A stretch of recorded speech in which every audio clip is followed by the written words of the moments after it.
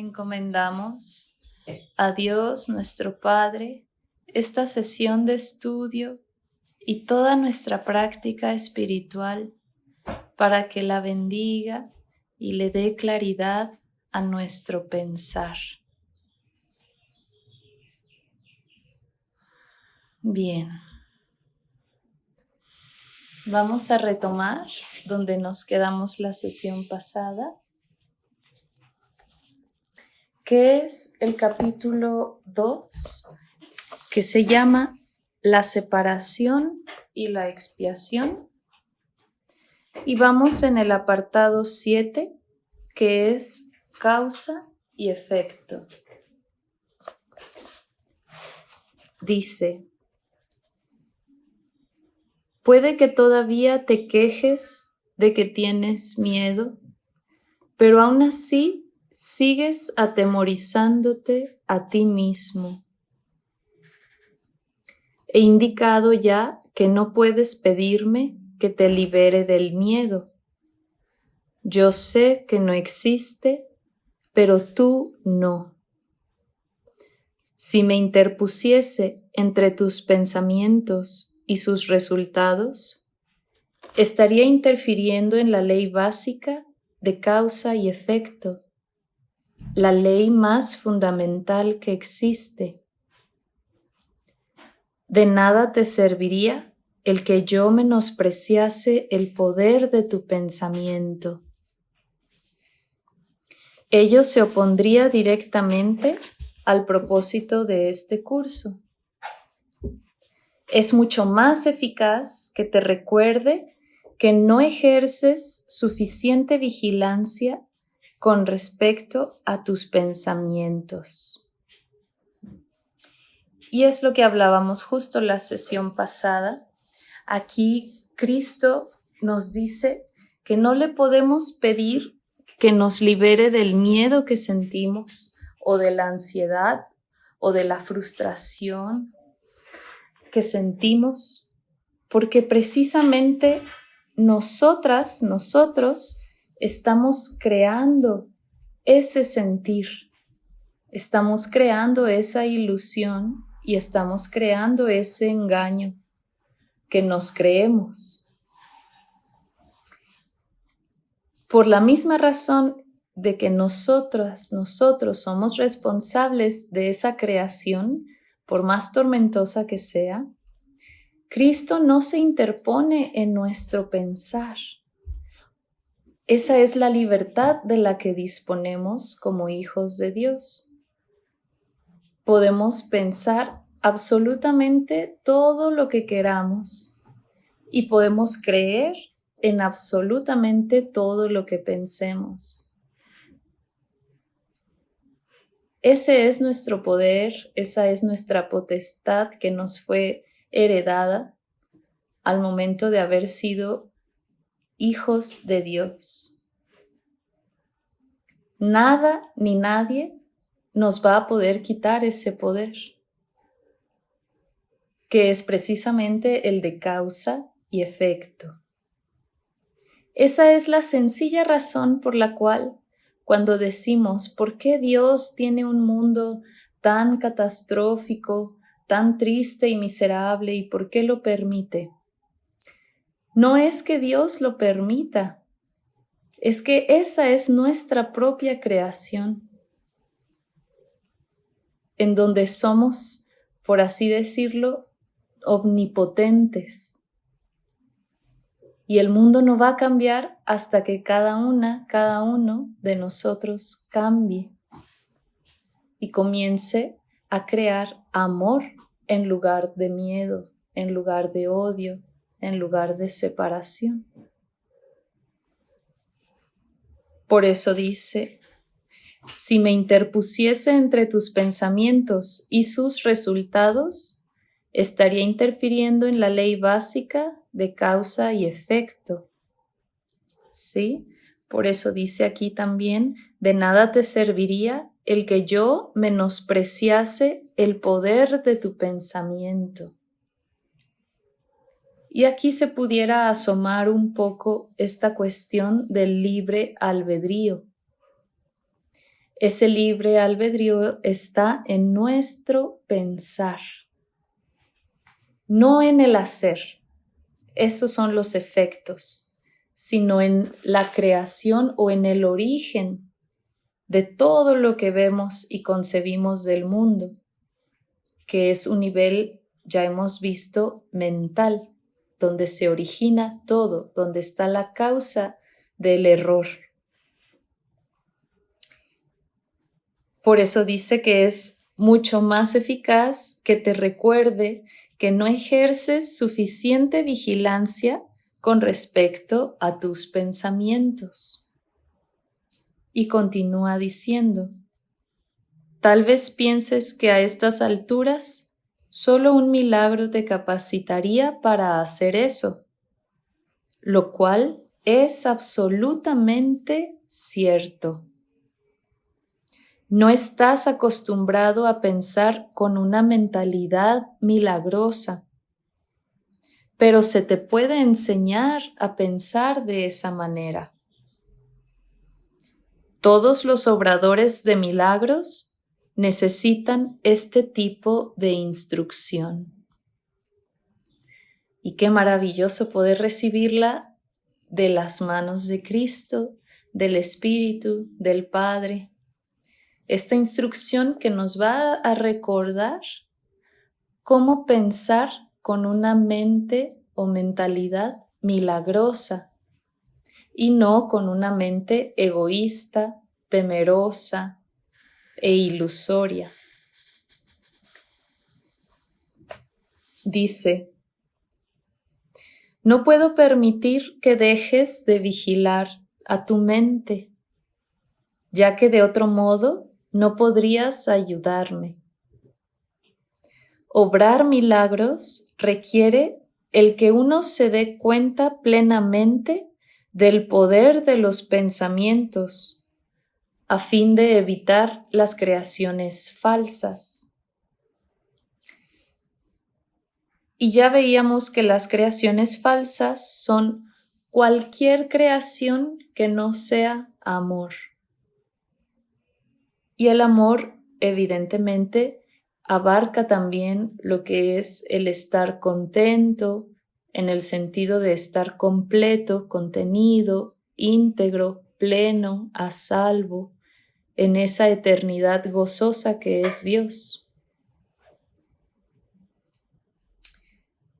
Entonces dice, de lo contrario, sería necesario un milagro que rectificase a la mente misma, proceso circular que no propiciaría el colapso del tiempo, que es para lo que el milagro se concibió. El obrador de milagros debe poseer un genuino respeto por la verdadera ley de causa y efecto, como condición previa para que se produzca el milagro. Entonces, esto de causa y efecto es vital dentro de este curso y tiene que ver precisamente con saber dónde están las causas y dónde los efectos. Las causas, se ha dicho de otros modos, están únicamente en la mente. La causa del odio, la causa de la miseria, la causa de la preocupación, la causa incluso de ver a este mundo aparentemente real, material, físico, grueso, medible, palpable. Esa causa se origina en la mente. Algunas personas dirían, bueno, más bien se originó la creación con el Big Bang. Pero podemos justo traer esa imagen del Big Bang a esta otra manera de explicar el origen, la causa del universo mismo, como una explosión a nivel mental, a nivel de la conciencia, que dio origen a todos los nombres y conceptos con los que ahora definimos nuestra realidad. Ese Big Bang comenzó a nivel mental, a nivel, vamos a llamarle cognitivo, y de ahí se derivan todas las nomenclaturas, las descripciones, los juicios de valor, todas las cosas que llenan al mundo, se originan siempre a partir de nuestra percepción o de nuestra inferencia al respecto. No tienen una causa material. Los efectos sí radican o residen en lo que pudiéramos llamar mundo material, pero ese mundo, al ser originado en la mente, tampoco tiene una existencia separada de la mente. Y eso ya lo iremos viendo más adelante. Por ahora basta con saber dónde están las causas, dónde los efectos, y saber que para cambiar de efectos, es decir, para poder ver un mundo distinto al que veo ahora y ver en su lugar la verdad de Dios, es necesario primero corregir cualquier defecto en la causa, es decir, en la mente. Dice, tanto el milagro como el miedo proceden de pensamientos. Si no eres libre de elegir uno, tampoco serás libre de elegir el otro. Al elegir el milagro, rechazas el miedo, aunque solo sea temporalmente. ¿Te has sentido temeroso de todo el mundo y de todas las cosas? ¿Tienes miedo de Dios, de mí y de ti mismo? ¿Nos has percibido erróneamente o creado falsamente y crees en lo que has fabricado? ¿No habrías podido hacer nada de eso si no hubieses tenido miedo de tus propios pensamientos? Los temerosos no pueden sino crear falsamente, puesto que perciben erróneamente la creación. Cuando creas falsamente, no puedes sino sufrir. Y esto es una verdad contundente. A esto que llamamos vida, podríamos igualmente llamarle sufrir.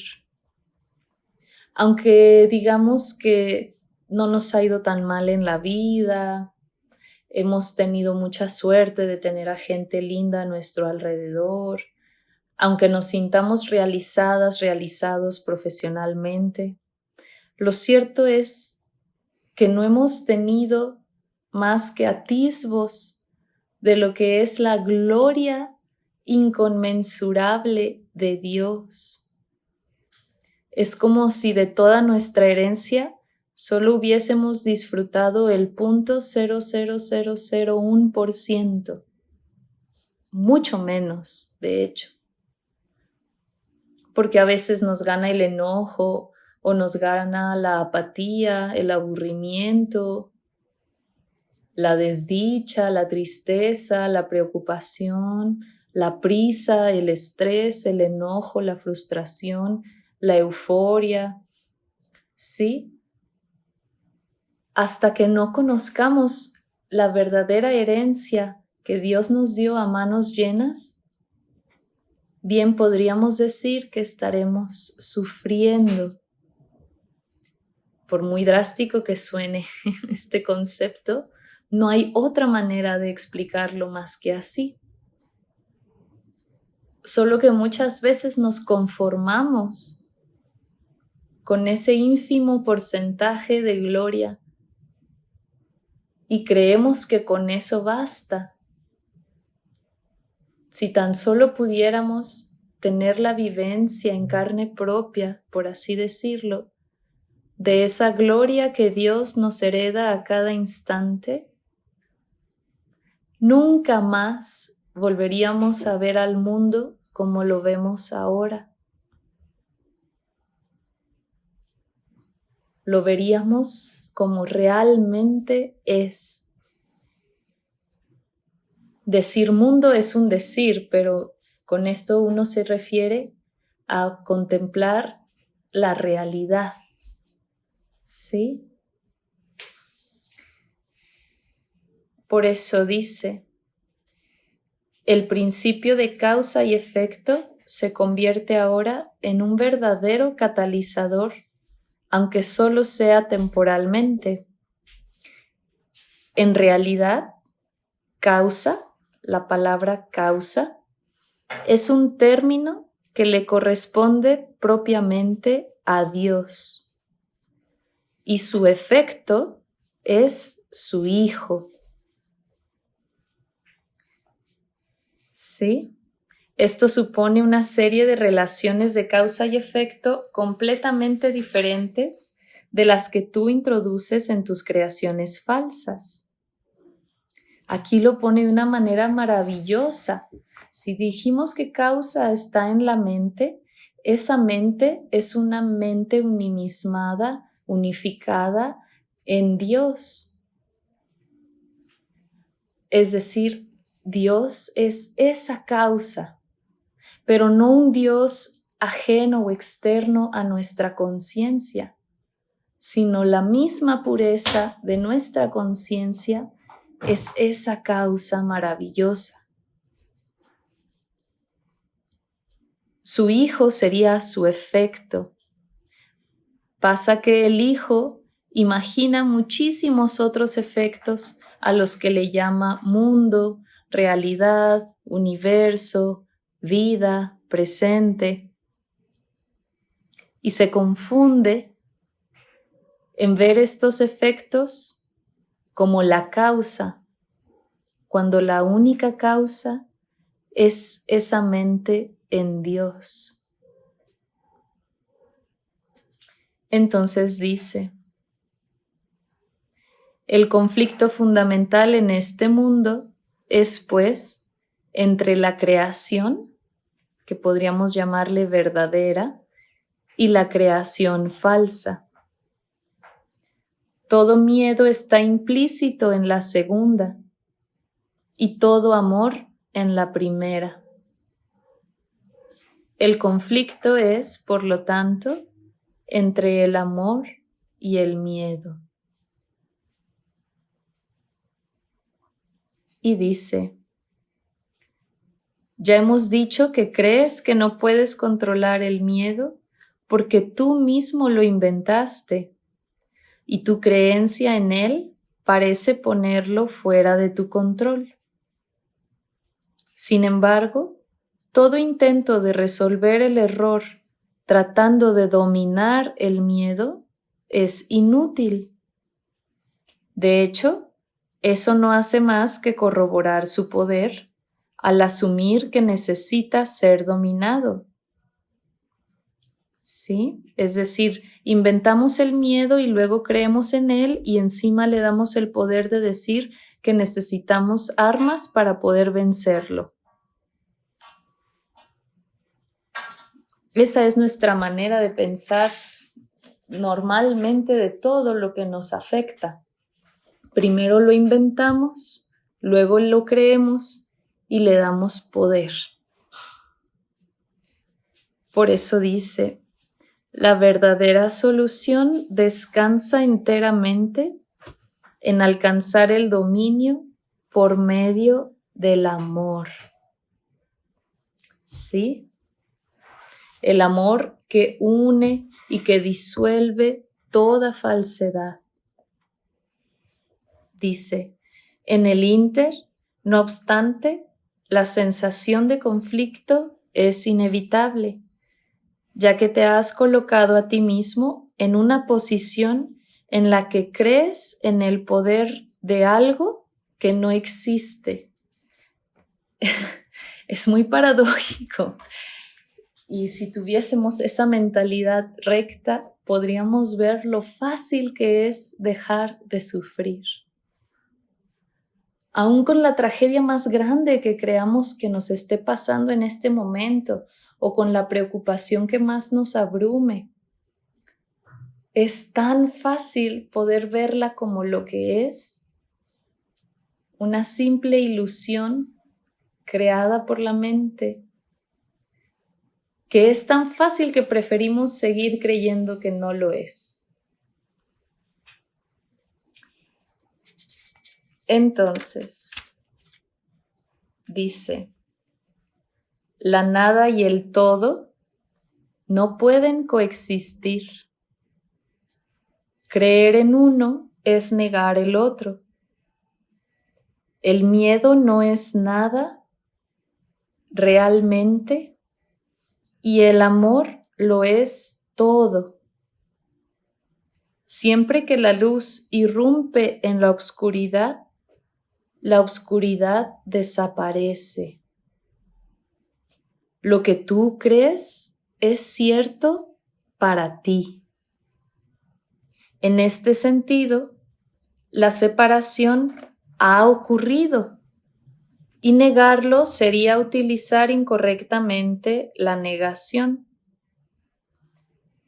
Concentrarse en el error, no obstante, no es más que otro error.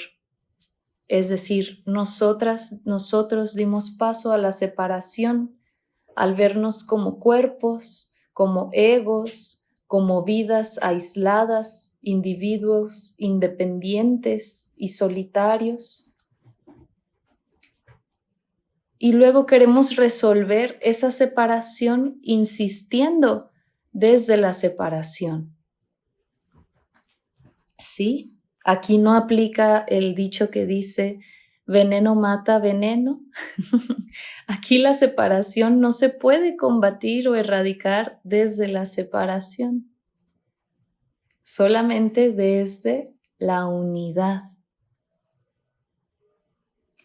Por eso dice, el procedimiento correctivo inicial consiste en reconocer temporalmente que hay un problema, mas solo como señal de que tiene que ser corregido de inmediato.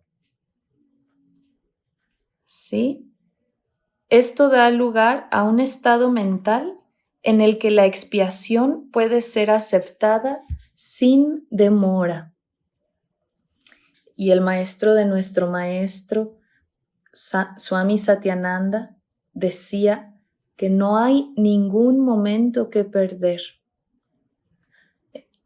En el instante en el que nos damos cuenta de que estamos sufriendo o de que estamos separando bajo conceptos, prejuicios, miedos, la creación única de Dios, en ese mismo instante podemos elevar una oración o abrir nuestro corazón o despejar nuestras telarañas mentales y decir, Dios mío, en todo esto estás tú, por lo que no hay nada que me pueda hacer temer o sufrir. Y esa corrección es inmediata, y esa corrección es la expiación.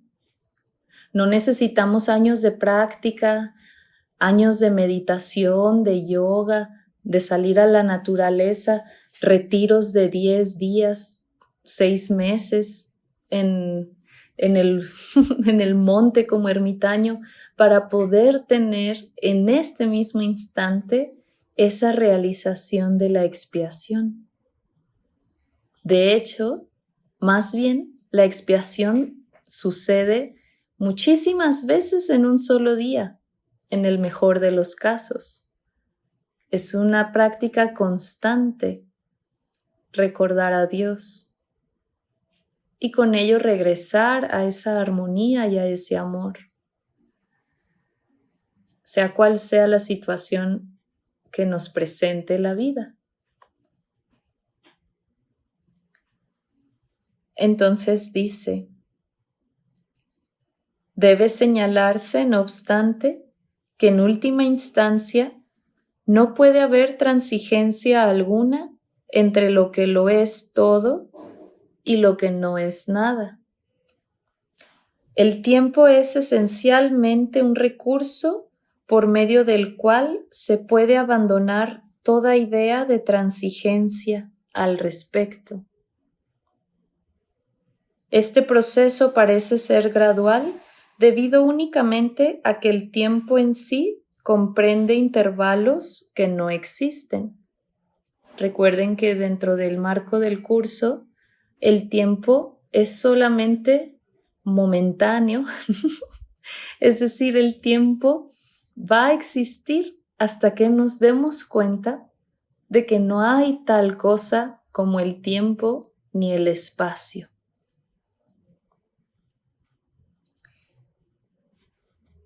Y dice, la creación falsa hizo que esto fuese necesario como recurso de corrección.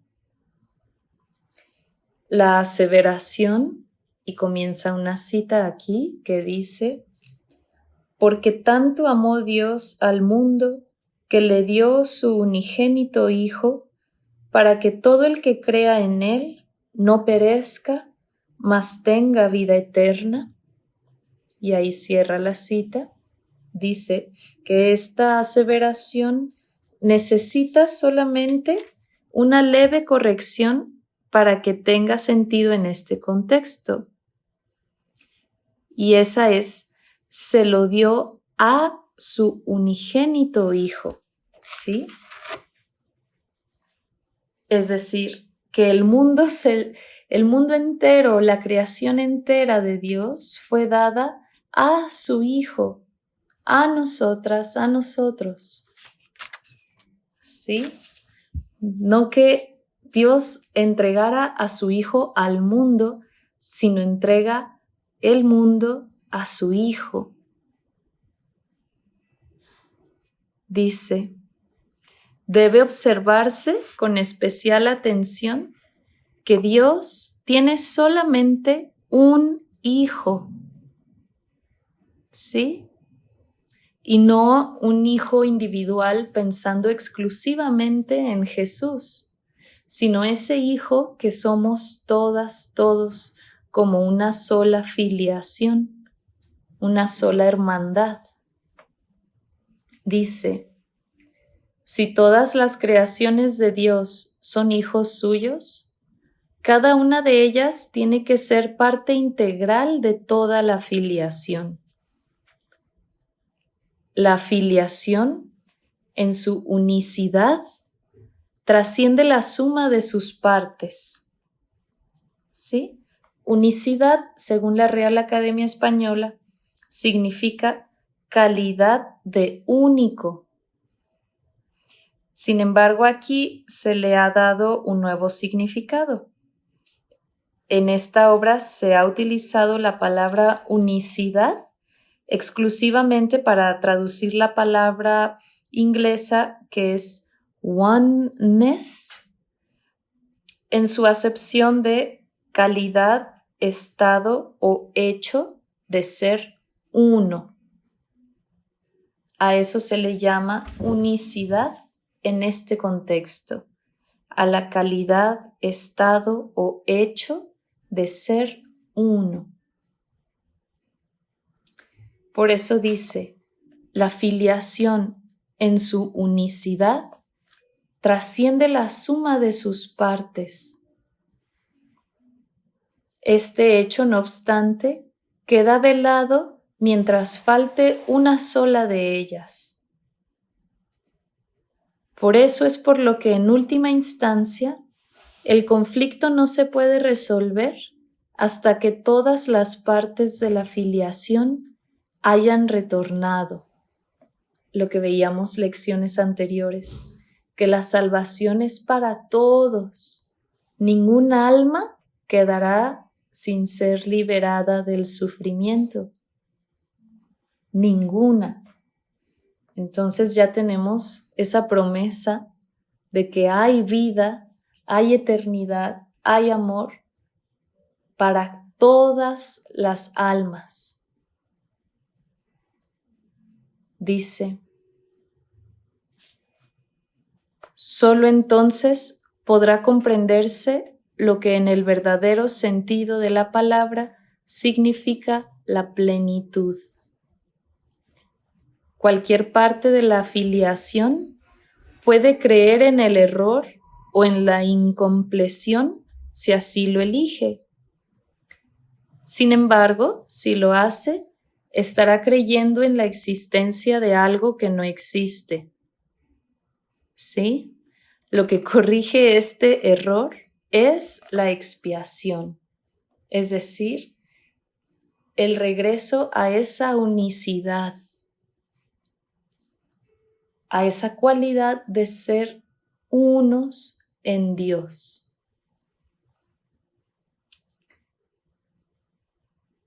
Y bueno, el último párrafo de este apartado dice: ya he hablado brevemente acerca de la condición de estar listo, pero tal vez pueda ser útil mencionar aquí algunos puntos adicionales. Estar listo es solo el prerequisito para que se pueda lograr algo. No se debe confundir una cosa con la otra. Tan pronto como se da la condición de estar listo, también se da en cierta medida el deseo de querer lograr algo, si bien este no es necesariamente un deseo indiviso. Dicha condición de estar listo no es más que el potencial para que pueda tener lugar un cambio de mentalidad. La confianza no puede desarrollarse plenamente hasta que no se haya alcanzado un dominio total. Hemos tratado ya de corregir el error fundamental de que es posible dominar el miedo, y hemos enfatizado que el verdadero dominio solo se puede alcanzar por medio del amor. Estar listo es solo el comienzo de la confianza. Tal vez pienses que esto implica que tiene que transcurrir mucho tiempo entre el momento en que estás listo y aquel en que alcanzas el dominio. Pero permíteme recordarte que el tiempo y el espacio están bajo mi control.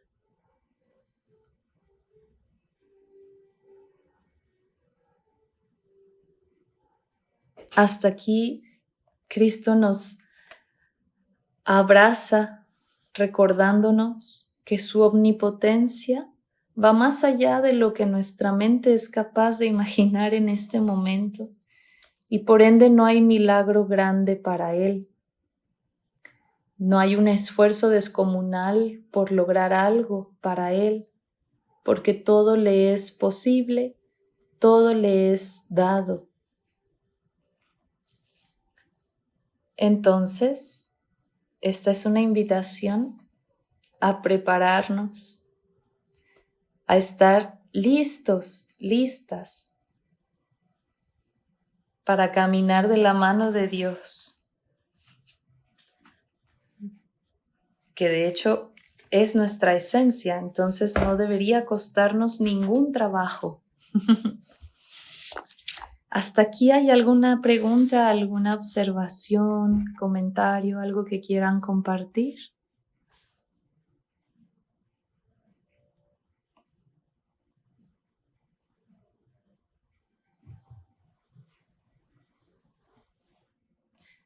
Bien, vamos a continuar con nuestra lección del día, que es la lección 20. Y es muy hermosa esta lección y muy concisa a la vez. Y dice: estoy decidido a ver.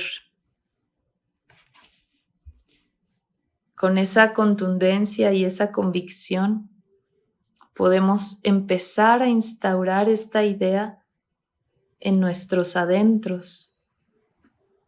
Estoy decidido a ver.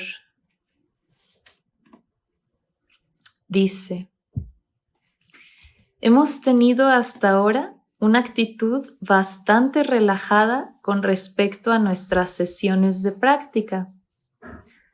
Apenas hemos tratado de dirigir el momento en que debes llevarlas a cabo. El esfuerzo requerido por tu parte ha sido mínimo y ni siquiera se te ha pedido que cooperes o que te intereses activamente en ellas. Este enfoque ha sido intencional y ha sido planeado muy cuidadosamente.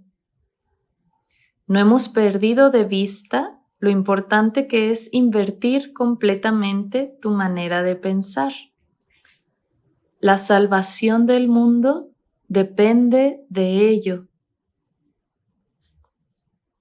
Mas no podrás ver si te sientes coaccionado o si te abandonas al resentimiento y a la oposición. Sí, se darán cuenta de que han sido muy ligeras nuestras prácticas, nuestra tarea.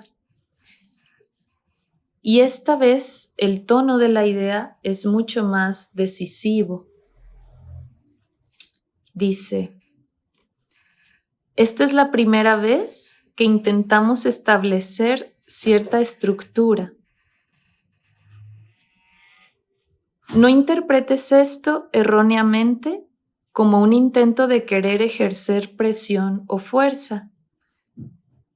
Deseas la salvación, deseas ser feliz, deseas la paz. No lo has logrado todavía porque tu mente no tiene ninguna disciplina y no puedes distinguir entre la dicha y el pesar, el placer y el dolor, o el amor y el miedo. Ahora estás aprendiendo a diferenciar unos de otros. Y grande en verdad será tu recompensa cuando lo logres. ¿Sí? Se requiere mucha humildad para aceptar que no somos capaces de reconocer la diferencia entre placer y dolor o miedo y amor, porque creemos que hemos transitado ambos polos, ambos opuestos, cuando en verdad no conocemos lo que es el amor real o el placer real, la dicha verdadera. Las veces que hemos creído que experimentamos tales sentimientos o tales vivencias, realmente hemos experimentado, decíamos, un porcentaje chiquitito de todo ese potencial, basado principalmente en algo material o en algo que se ubica en el plano de los efectos, no de la causa. Pero poco a poco iremos caminando hacia esa verdad.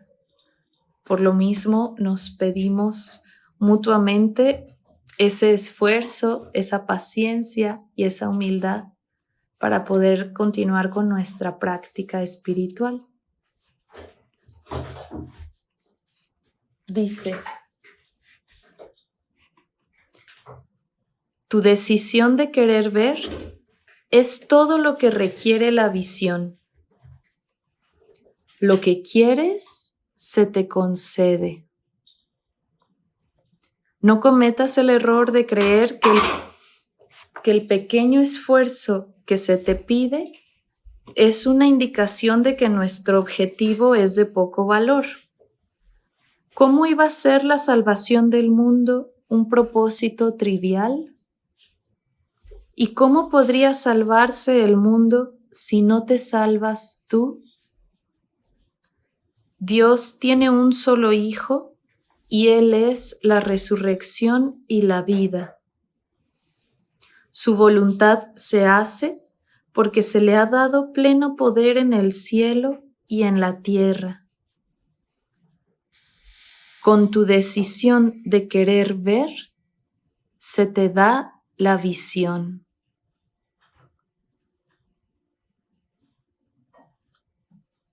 Los ejercicios de hoy consisten en que te recuerdes a ti mismo a lo largo del día que quieres ver. ¿Sí? La idea de hoy implica tácitamente también el reconocimiento de que ahora no ves. Por lo tanto, cada vez que repites la idea, estás afirmando que estás decidido a cambiar tu estado actual por uno mejor, por uno que realmente deseas. Repite la idea de hoy lentamente y a conciencia, por lo menos 2 veces por hora. Y trata de hacerlo cada media hora. ¿Sí? Voy a repetir esto. Repite la idea de hoy lentamente y a conciencia, por lo menos 2 veces por hora. Y trata de hacerlo cada media hora. No te desanimes si se te olvida hacerlo, pero esfuérzate al máximo por acordarte. Las repeticiones adicionales deben aplicarse a cualquier situación, persona o acontecimiento que te perturbe. Puedes verlos de otra manera y los verás. Verás lo que desees ver. Esta es la verdadera ley de causa y efecto, tal como opera en el mundo. Y con esto cerramos la lección 20.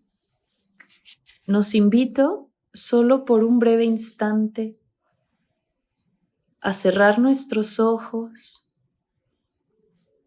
a respirar profundo y a repetir para nuestros adentros con toda nuestra determinación la idea de hoy, que es: estoy decidido a ver.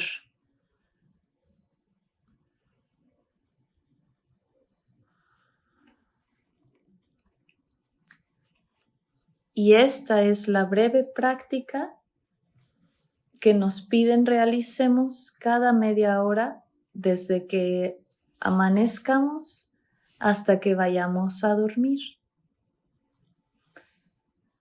A partir de aquí cambian un poquito las prácticas del curso de milagros.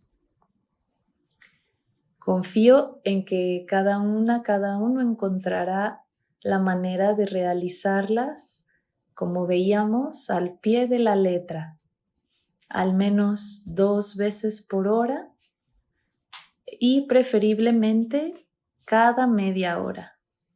¿Sí? Sin forzarnos, sin tensarnos, pero sí disponiéndonos con determinación. Bien. Hasta aquí, algo que deseen compartir. ¿Qué les ha parecido? ¿Les quedó alguna duda? ¿Quisieran expandir algún tema? Les escucho.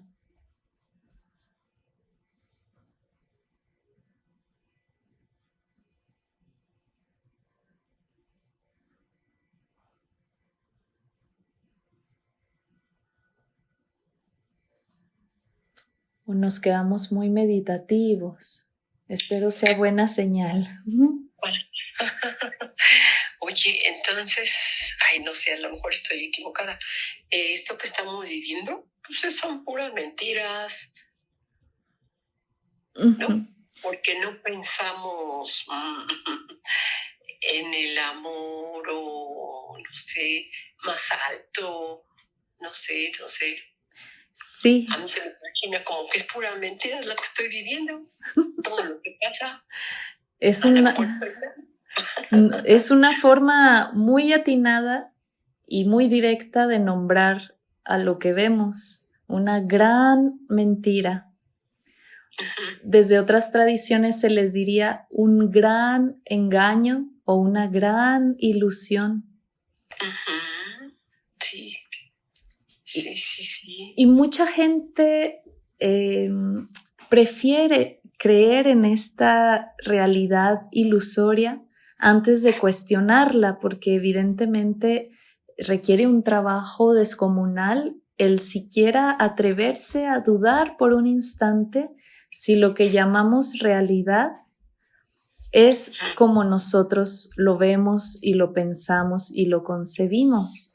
Lo cierto es que nuestra mente es tan limitada en el estado actual que no es capaz ni siquiera de ver ni atisbar una puntita de todo lo que es esa realidad con mayúsculas.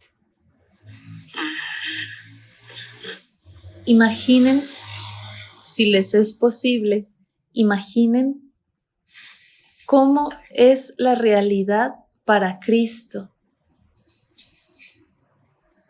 Seguramente muy distinto a nuestra forma de concebirla en el día a día, en donde hasta nos gana el pesar por la tortilla que se nos quemó en la estufa, por el semáforo que ya no alcanzamos en verde,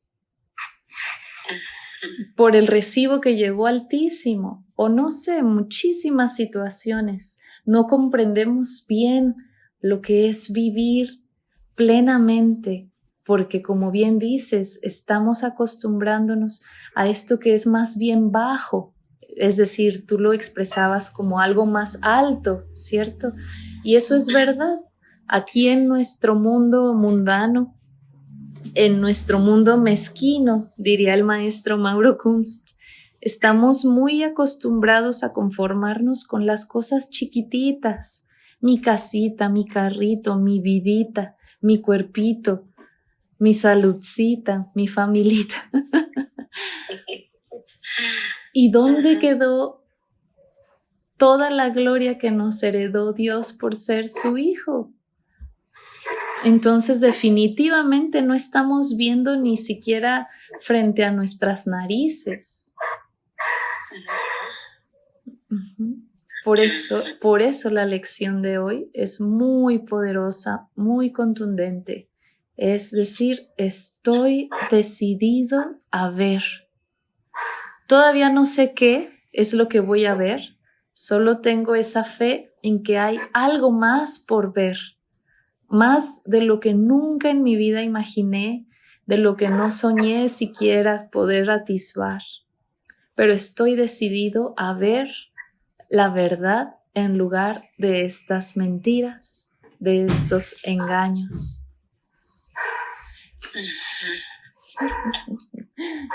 Entonces, sí. Cuando, ahora verás cómo te dijera yo, cuando tengas algún problema, puedes decir, eso no existe, es mentira. Voy a borrarlo y voy a pensar más arriba en alguna solución, por ejemplo, o tampoco. Sí, eso de pensar más arriba, pensar más alto, es maravilloso. Sin embargo, ese alto trasciende por mucho nuestro pensar humano o mundano.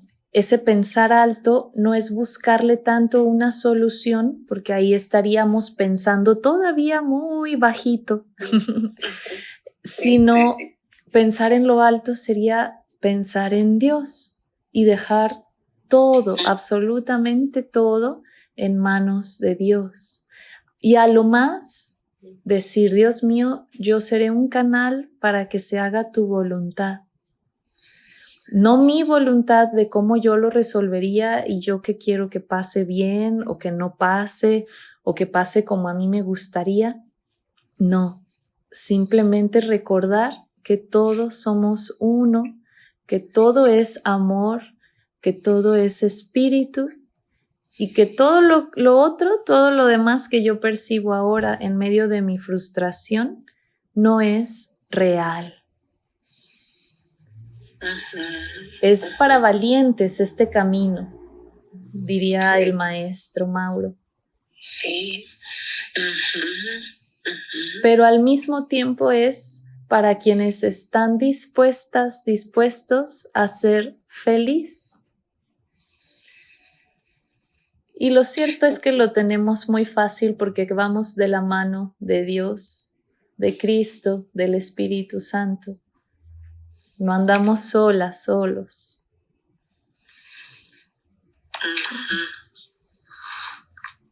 Sería como, ahora verás, estás escuchando algo en el radio o viendo algo en la televisión y le cambias porque dices, ay, no, eso no me gusta, otra cosa. No sé, algo así se me ocurre, ¿no? Sí, o quizás apagas el televisor. Para no autoengañarnos con otra ficción. Una más bonita, diríamos, ¿no? Como decir, ay, yo prefiero enfocarme en que en vez de este problema me voy a enfocar en lo bonito que me siento estando aquí en mi casita muy a gusto, me voy a preparar algo rico de comer, No, tampoco se trata por ahí, es pensar alto, pensar en Dios, ¿sí? Entonces, no es cambiar una ficción por otra, es más bien elevar el pensamiento a la verdad. Bueno, ahí le podíamos pedir a Dios ayuda también, ¿no? Que nos ilumine para no pensar eso, ¿no? Exacto. Siempre. Exacto, como una oración diciéndole, Dios mío, mi mente está perturbada, abrumada por este pensar que yo misma fabriqué y que es falso. Te entrego toda mi voluntad, toda mi capacidad de pensamiento para que yo sea tu instrumento, Señor. Y así nos quedamos en silencio y simplemente abrimos el corazón y dirigimos nuestra intuición a lo que sea que se nos presente en ese instante. Y eso será un milagro. A como lo hemos visto en el curso, es ahí donde se da el milagro. No crean que es una cuestión grandilocuente. El milagro es simplemente regresar a Dios, a la verdad, a la paz, al amor, a la dicha. De eso se trata el milagro. ¿Sí? Pues muchas gracias por ampliar estas cuestiones. Ay, al contrario. Está muy interesante. Sí. Hay que pensar de una manera tan diferente. Ahorita no sé, se me ocurrió como cuando te pasa algo muy bonito, que te subes como a otra dimensión y quieres a todo mundo, estás feliz, contenta y por lo que te trajo aquello. No sé, podría ser algo así, ¿no? Claro, esa es una buena manera de distinguir cuando estás tan contenta y quieres a todo el mundo, estás en paz con todo el mundo, le sonríes al mundo tal y como es porque lo ves radiante o como dicen rosa, ¿no? Sí. No por algo en especial, simplemente así lo percibes. Por ahí va el camino hacia la fraternidad y hacia Dios. No es algo excluyente. Yo en mi casita me siento bien, pero que nadie venga aquí a molestarme, ¿verdad? Es sentir que esa dicha se expande hasta el infinito, ¿sí? Y se expande ante cualquier situación, sea muy triste o muy alegre, digamos que se expande esa dicha. Sí. Muy bien. Parece que ya estamos encontrando. Sí, ahí va. Vamos en la lección 20 de 365. pero el avance, si han estado practicando, ya lo han sentido, ya se va haciendo cada vez más palpable, más enraizado en nuestro día a día. Entonces la invitación es seguir practicando. Pónganse un reloj, un timer, una alarma cada media hora desde que despiertan hasta que van a dormir. Repetir su idea, que es: estoy decidido a ver. Pues Sí. muchísimas gracias, Carmen, y también al resto. Si no hay otra observación, podemos ir cerrando la sesión de hoy. Ahí donde estén, se pueden sentar o enderezar y vamos a agradecer a Dios por estos atisbos de su gloria que nos permite vivenciar, y le prometemos seguir esforzándonos por descubrir su verdad.